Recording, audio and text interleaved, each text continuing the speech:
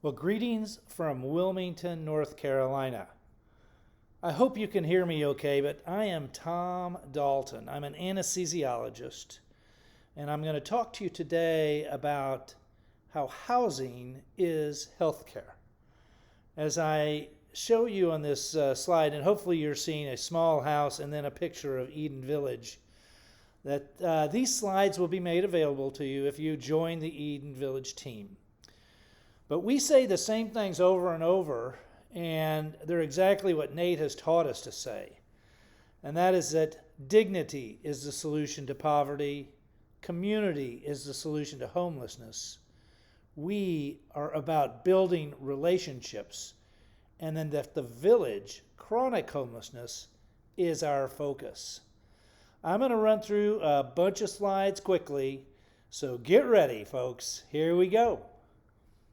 First and foremost, Nate and the Springfield team there with you have it figured out.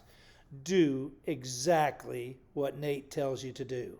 Here I am. This is my wife, Kim. She's a nurse. She's out there all the time. I'm still working in the hospital a lot. And so Kim does most of the work around Eden Village of Wilmington. In regard to the Wilmington experience, I thought I would just run through a few of the key things. That basically we are a proof of concept that Eden Village can be replicated outside of Springfield, Missouri. We have done it. But then you're going to be faced with the question of why build an Eden Village rather than just do your own thing. Hey, you've probably got a nonprofit going. Well, what I can tell you is that having a known template for success has assisted us with funding in an unbelievable way.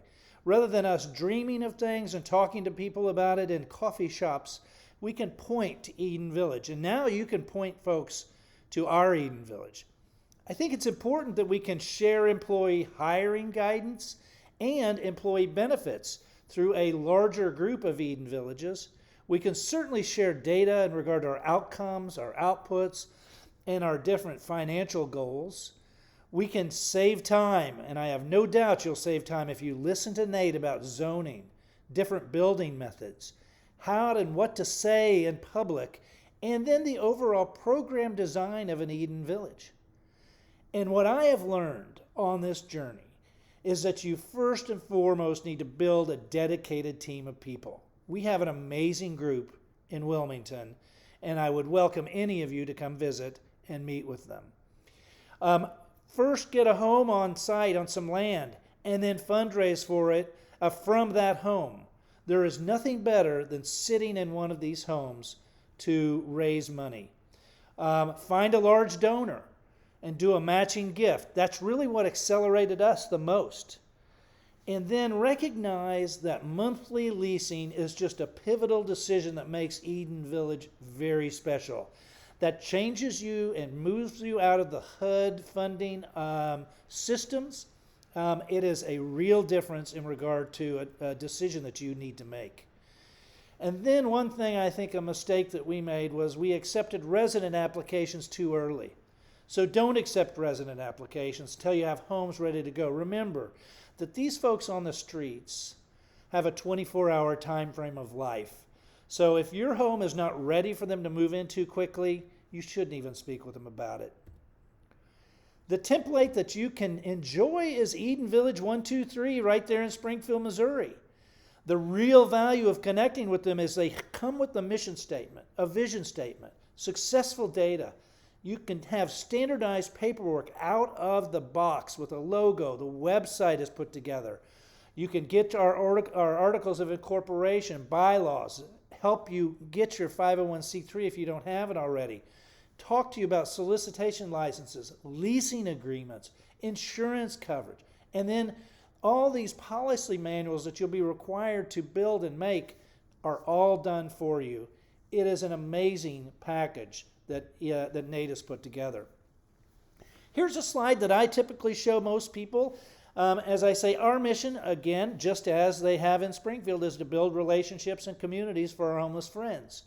We then do that with this template of Eden Village in Springfield, Missouri, the resources of local Wilmington, and then the thing that I can add as a local physician here for over 28 years, we have amazing healthcare connections. And so we have brought in this concept of housing as healthcare. A little bit about why Kim and I got so involved in this. Really, it's a faith journey for us. We've been doing short-term mission trips for over 25 years in many impoverished areas of the world. But in 2018, our last child headed off to college, and we decided that we wanted to do more.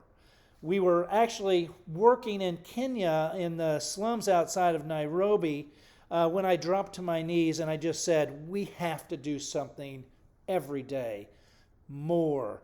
And after we prayed about it, we really weighed our options. We became convinced that tiny homes were a great way to work in the area of homelessness. It really came down to small homes are better for people that are living with serious mental illness. You can't just put these folks into apartments. They want to have their own place. So as we began our search to build tiny homes, it led us to Austin, Texas, and this incredible place where Nate used to work called Community First Village. And I would encourage every one of you to go visit Community First Village. It's awesome. But it's too big, and Wilmington didn't need a Community First Village. But in our discussions with them, they remarkably said, hey, why don't you go check out Eden Village? It's a smaller faith-based group in Springfield, Missouri. Well, funny story. Kim and I are from Springfield, Missouri. We went on our first date in 5th and 6th grade there. So we were immediately drawn to this concept of a solution in Springfield, Missouri. Wow. So when we called them up, we had all sorts of Wilmington connections. David Brown's brother, the founder there of Eden Village in Springfield, has a brother, Tom Brown, who unfortunately recently died, but he lived just a few minutes from us in Wilmington. He was an experienced financial person, and he helped set up our financial basis and really gave us the confidence to get going. But then, when we came to visit Eden Village, a place in Springfield where my parents still live, but we pulled out onto the property there of Eden Village where you probably have gone, Eden Village 1, and that Eden Village was built upon the land where Kim, her grandparents lived. And we thought, oh my goodness. She said, I played in that tree at the back of the property, and we were absolutely blown away. We had no idea until we walked on that property, but that led us to absolutely believe in what this process is. And this is our calling. We are all in. We will help any one of you, help you get on this journey to building an Eden Village. That's how the Daltons have become involved. One thing that I think when you go to present to different folks is that you're going to need to define homelessness for people. And here's how I've done it. I've taken the point in time count, which every one of your communities does, and I've divided it into numbers in the United States and in the state of North Carolina, and then in our local COC or tri-county area. So you'll have a group or a localized number for that. But this is a great way to approach it. The government, HUD, has this complicated flow chart. We try to simplify it to homelessness being defined as people living that don't have a regular nighttime residence. My daughter and son-in-law have been traveling the world now for 2 years. They're homeless. They've been doing it for fun, but they would be defined as being homeless. But then you have sheltered homelessness. And locally, we have about 300 people in our shelter beds. But those are people living with a bed. They're either in a hotel, on their friend's couch, they're in transitional, or even permanent supportive housing are considered sheltered homeless. In Wilmington, We have about 260 folks that we counted that are living out on the streets, living in places that are not meant for human habitation, the unsheltered homeless. And that is the real group that we're focusing on, that campground. I hope you get to visit the campground in Springfield. It's amazing, and we plan on doing one in Wilmington as well. But the campground is focusing on those folks that don't want to go to a big shelter. And then this ever-challenging group, the chronically homeless. Those are people living with a disability that have been homeless for over a year. In Wilmington, that number is probably twice this, but we counted 88 folks last year. And that's really the focus of what Eden Villages are all about. It's permanently housing this chronically homeless group. I think it's important to talk to folks about this concept of the social determinants of health with the understanding that housing is an important part of health care. And if we're going to use a housing first approach, that's just a low barrier, no requirements, just bring people in as they are. You've got to recognize that health care is really only a part of somebody's overall health. And it's their access and what doctors they see. These are the prescriptions that we write as physicians. But housing is also the environment they live in is really critically important because it also bleeds over into their behaviors and then also their socioeconomic status of being able to get them back on track, if you will. So it's not just health care that determines their determinants of health. It includes housing, folks. Here's a video that came from a Fox News report about that very concept. Healthcare costs are flying high and are a mainstay issue on the campaign trail, but some hospitals are taking a unique approach by investing in housing. Correspondent Alicia Cunha looks at the plan.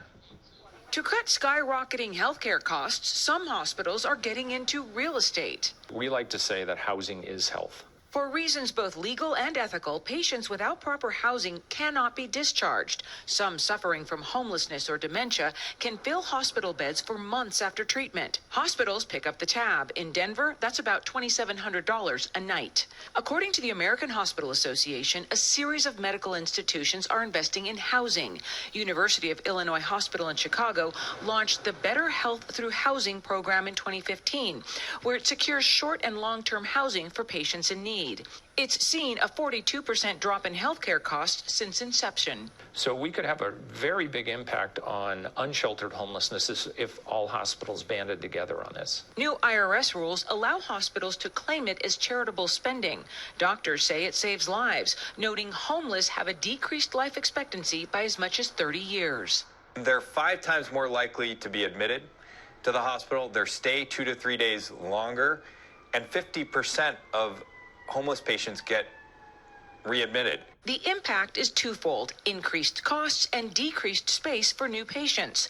Taxpayers often foot the bill, whether it's city support or higher costs for services. It's very difficult to take care of yourself if you don't have a roof over your head. It's almost an impossibility to control your chronic disease. Denver Health is taking an old building and turning it into transitional housing. By its calculation, the average overstay of about 10 weeks cost the hospital around $200,000. Through its new program, the cost to house that person for a year, $10,000. And as consumers, we want to pay lower premiums. And I think this is a good way to start to get at that issue. The American Hospital Association says these programs can also help alleviate provider burnout because care teams can see patient success. Mike? Alicia Cunha, thanks very much. So as you can see, I think other healthcare institutions are waking up to this option. But I think it gets complicated, and I wanted to point out to you the different groups and the way that we approach this. This comes from an article in the New Yorker by one of my favorite authors, a guy who wrote Tipping Point, but Malcolm Gladwell. And he basically points to the concept of how you have to permanently house people. You're not going to make the chronically homeless better. And so he describes this guy named $1 Million Murray. And Murray's a guy that lives on the streets of L.A., They house him, he gets better, and then they discharge him from his housing, and within a couple of years, he has run up another $1 million in medical expenses. This needs to be a permanent solution. And so when we oftentimes look at just the number of folks that are homeless, and we look and we chart it out over the days, we think that there's a bell-shaped curve. In most data parts there are. Not true with homelessness. Homelessness is a power law or hockey stick distribution, where we really see that the most people are homeless for very short periods of time, months. Very few people are homeless for a long period of time. But it is this group of chronically homeless folks that are very expensive. When you look at the cost to the state, it is not a bell-shaped curve. Instead, this group is very expensive. And so that's why we focus on that with Eden Villages. Now, if we're going to focus on chronic homelessness, and again, those are folks that have been on the streets for a long period of time, I think it's important to characterize this group. And we understand, sure, they have high levels of substance abuse. I would too if I were on the streets for a long period of time. Mental illness, and we're all right there on the edge, aren't we? Well, really, those things come with so much stress of being on the street, it becomes a big problem. They get arrested at a high rate, and we already pay for them. There are some good studies that show it costs about $40,000 per year in support services to have them on there. And then I think you need to know the target in your area, because in our area, it's certainly something that we can address. But the folks coming to the hospital that I have seen for many years come in two flavors. The first flavor is those folks that just need a warm bed. These folks say 4 things to get them hospitalized. I'm having the worst headache of my life. I'm having chest pain. I'm having abdominal pain. Or I think I'm going to kill myself. These are the healthy homeless. And when we started to pull the data, they can have very little medical issues. There's one guy that I love to point out at 246 admissions to our hospital in a 36-month period. It's a remarkable group of folks that are in our emergency rooms. But then there are also people who have avoidable crises, like the 26-year-old that's been 43 times in our ICU. Diabetes should bring you to the ICU just once. But instead, she needs a refrigerator rather than just another prescription. She needs a refrigerator where she can store her insulin. Those are the two groups of people coming. Now, we've pulled the data on those in our hospital, and if you look at this chart, it shows you the importance of permanent housing. The blue bar is the cost by month for this particular patient. The red number is on the right axis. It's the number of hospitalizations per month that this guy gets hospitalized. He's in the hospital 5 times in many months. But here we temporarily housed him for 4 months. And he doesn't come back to the hospital because he doesn't have medical problems. But the moment we discharge him out, he starts coming back in with that same pattern. Here's that 26-year-old, and what happens is she has poor blood sugar control. Her blood sugar hits 600. She'll then have a diabetic ketoacidosis-related seizure. That happens in about a matter of a month of poor blood sugar control for a brittle diabetic. Her friends call the ambulance. She comes to the emergency room where I'll see her in the intensive care unit. We'll start an insulin drip on her, and then in a few days she wakes up and we discharge her back to the streets. And guess what? She has poor blood sugar control again because she's living on the streets. She has run up a bill, this is back in data from 2015, of over $3 million. Just one patient will pay for your entire Eden Village. Here's a study that the federal government put out in 2022 called All In, and it basically shows you this life expectancy that they talked about on the video. The folks that have lived on the street for a couple of years have a life expectancy of about 50. As you can see, in every area of medical care that's worse in the unhoused population. Their dementia is worse, their TB is worse, their asthma is worse, their viral HIV status is worse, their lung disease is worse, their liver disease is worse. They seize more oftenly. They have strokes at a higher level. Everything is bad about being on the streets when it relates to health care. So here's what we're going to do. We're taking our folks that live at Eden Village and we're hooking them up with medical students or nursing students from our local medical systems. And they basically can do tiny home care. And for those people that need to go to the hospital, we can triage them there. People that need to go to our primary care clinic, we can triage them there. We can take care of a lot of things on site and then move them in a best practice method. If you come to Wilmington and you want to check out Eden Village, we're out near our main airport. We're on a big highway, and we are in these 4.3 acres right in this area. We're next to, and I think it's important that you pick the right spot to put your Eden Village. Ours is near a housing community called Turnkey, which was a subsidized federal system, but folks that have great pride in their homes. And we're also down here near the Wilmington Housing Authority, a place called Creekwood, where we have a high level of violence. So we are put in a place where we can make things better. We also have an upcoming Salvation Army shelter that's being built next door to us in this 13-acre plot. So that's where we sit. Here's what our property looked like in May of 2020. There was a dilapidated building sitting there that we tore down.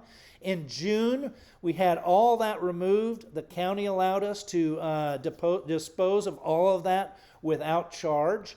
Then we started bringing in our modular homes that were designed just like those homes in Springfield, put on our foundation. We had 17 of them built locally in Laurinburg, North Carolina. Again, we did this through the pandemic. So we changed and had our final 14 built up in Harrisburg, Pennsylvania, where we got a better deal for a little higher quality home. But we put our first home in January 2021, and then we sat. Here's that house. We sat on this property, and we raised money for a whole nother year. We then began putting in foundations and houses, and within about a year, entire village was built out. There's our community center, our garden area, our pods, which are used for the single night stay, much like the campgrounds in Springfield. We had our grand opening in June of 2023. We now have 31 folks in. We do our solar powered throughout. Our solar panels are on the southern side of these houses. And so that's the process of what we did. We have the same exact house that they have in Springfield. This is our first resident. He came in March of 2023. James is running and managing, our on-site manager now. And I think it's really important to utilize the residents to do the work. And so James has just been a dream in regard to that. Here's our community center. It was designed by Nate. It's very similar to the building there at Eden Village 1. We do have a little more robust community store. We have a walk-in fridge and freezer so we can have food in there. This is a grouping of our home teams being trained. We've trained over 200 people through a formal training process that came out of Springfield. So we also have a community garden. We put in a fire pit. Boy Scouts built a neat shelter. We have an amazing garden that James manages. And then they take that food, distribute it among themselves, and then the extra stuff goes to our local food bank. So we have a robust garden, a little bit bigger than they do there in Springfield, just because we have a great community garden program, and we have engaged our residents in regard to doing this from the get-go. We also have a beautiful memorial garden where we have 98 spaces that can be, ashes can be interred. Over here there's a fountain now that we just put in. This is very much like in Springfield, a very holy place for our residents to consider. As you can see, there's a purple house here, just like in Missouri. We had a funded house from the MLT Foundation. Same stuff and the same issues that occur in Springfield. We have a similar resident group. Our average age is 55. They've been on the streets an average of 7 years. We ask the same thing that they do in Springfield of them to pay rent, obey civil law, and follow rules of the gated community. This is our Belgian Malinois. Hugo trained in Springfield. This is Julia, who manages the village. She is our community coordinator, and this is our director, Sean, and his wife, Jawan. They have 10 biologic daughters. I love telling that story because Sean likes to come to Eden Village to rest. And you'll hopefully be hearing from Sean at some point during your visit. But he is just a man of God and a great leader on site. But we have the same rules and the same method of enforcing those rules as they do in Springfield. We also do everything the exact same way with permanent housing, with home teams. We have a work credit program with our community store and food co-op. Here's a slide about how we've raised. Since 2020, we raised $7.5 million. We've done it through home sponsorship, just like in Missouri. 7 were from churches, 5 from physicians. We had a single matching donor that came in at $1.25 million, then a number of large foundations, including the Federal Home Loan Bank, that have come alongside us to raise this money. And our project cost $5.3 million for the construction side. We have added some other things to it since that time. But it's just a general idea of our operational financials look like this. We run on about $350,000 a year. It's about $1,000 a month to manage each home and offer these things. The resident lease payments come in at about $100,000, and so we raise about $250,000 each year. We do that through donations and grants, and we are building an endowment that we can pull 5% off, and hopefully we'll be able to build up enough of an endowment that we can run this in perpetuity without a huge effort on the financial side. I hate asking for money. As you'll learn, this 3D printed thing really has legs. We are going to do it in Wilmington as well. We believe in it. We also believe in the campground concept that they have there. We have these pods sitting away. We're ready to bring another 30 out here. We are just now finalizing land for our campground as well, doing everything that Nate does. Again, listen to Nate. So now I want to move over to our concept of our data project.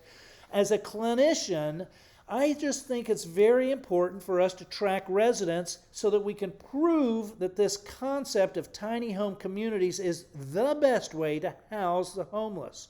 So as you start this process, you're going to try to figure out how to track your donors initially. And so you'll probably get an Excel spreadsheet and then get some really low-cost credit card system like Stripe or Square to process your payments. Then you may move on to a more complicated CRM system that can track donors and volunteers a little bit better. That's what we did with Neon. But I would encourage you instead to move directly to this thing from Salesforce. This is a huge data company that has a thing called the Nonprofit Success Pack. You get 10 licenses, you file a grant with them, and they will give it to you for free.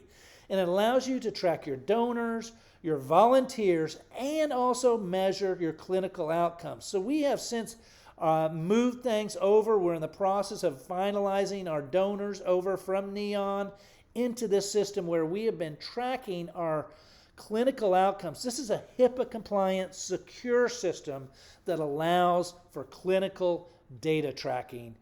We put together this resident data project. We had an MPH, Masters of Public Health, a guy named Holt Evans. He's the son of our social worker on site. And Holt is just an amazing guy. He's in medical school now, and he put this whole system together for me. But it's really a plan and a best way to serve our residents through performance management and outcomes reporting. Many people say, where do you get folks? We follow the same method that they do in Springfield with a track of, we have all these homeless groups, shelters, etc., that funnel folks to us. We score them out, and then we have a process as we bring them in. But then we also not just select the right people, we then need to measure our success, and we can do that financially by looking at ER visits, jail time, overnight times in the hospital. But we then have shown that our data is pretty close to what they do there in Springfield in regard to decreasing ER visits and hospital admissions and days in jail. We have some local data folks here that have been helping us, a great company called Encino, and with them we have developed this HIPAA-compliant data tracking system.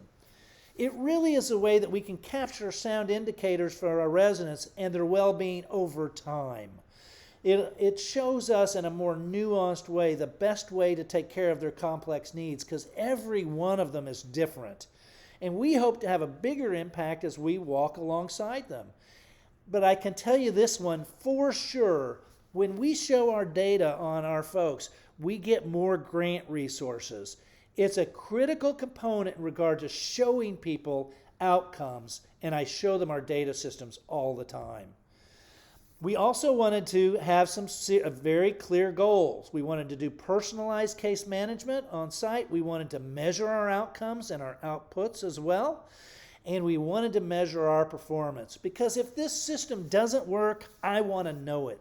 I can tell you it does. Here's what we are measuring. We're collecting their demographic information. That's just their gender, their basic demographics. Their housing history, we do that through a series of standardized testing that have been developed in other places. We pulled the best questions out of these tools.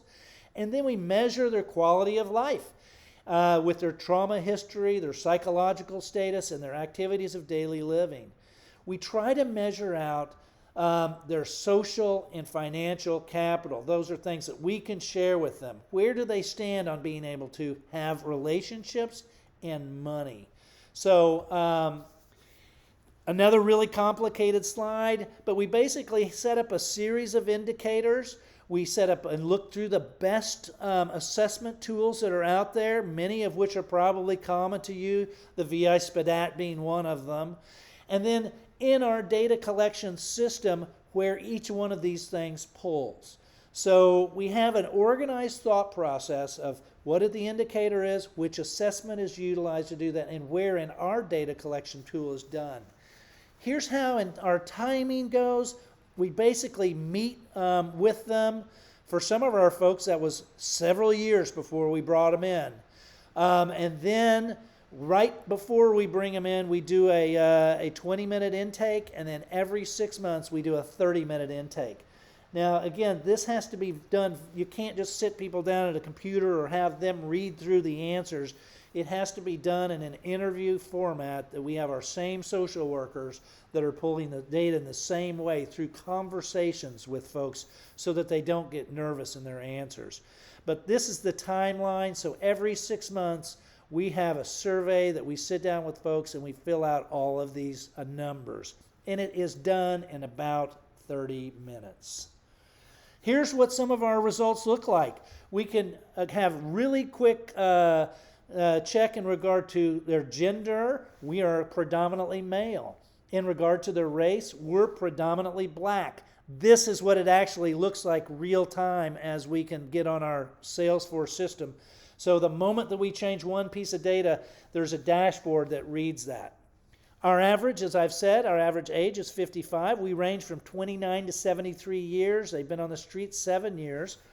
In regard to the government's coordinated entry system, which some of you probably are familiar with through the local COC, only 40% of our people were in that. So that just is a great example of there are people left out of HUD's system that are not being tracked. We did look at those. Our folks, on average, score pretty low. So we're trying to build a good community of folks that have been on the street a long time. You can have some really high numbers in there, but you got to also filter in some more stable homeless folks in it. So we can guide you in regard to what kind of numbers people should have in order to fit and build a positive village. We're currently tracking our residents and about 40 other people that are still on the streets, which offers us a great comparison group. You can look at just their comorbidities or illnesses. As you can see, most of them have something going on. A large portion of them have a lot going on. And then there's this main group that has quite a bit of medical illness going on. In regard to their mental health struggles, their self-reported mental health struggles, this number has probably climbed up to 80% now as we get to know folks better. This data that I'm pulling is back from 2022. We can look at all of our mental illness issues right now. So we have a large number of folks that are depressed. About 80% of our people are actually on some type of antipsychotic. They come from all these categories. Will sometimes be treated with antipsychotic medications. So we can measure and look at their ongoing mental health issues. We can look at their basic lung issues, vision problems, cardiac problems, are all tracked in our data system. So we can watch and see how people do getting better. We can look at their substance abuse history. We look at that in regard to drugs and alcohol. We can also look at who has a primary care doctor and who has insurance. And so we work on hooking these people up with a primary care doctor and getting everybody filed with their either disability or their other type of health insurance. We then can measure how often they go to the emergency room, how many nights that they spend in jail, and how many other hospital visits that they do. And we can track this over time. So I think this is really where we get into powerful charting so we can see how we do over time with this group. There's huge opportunity for data comparison. We can look at Springfield versus Wilmington. We can look at residents versus folks on the wait list.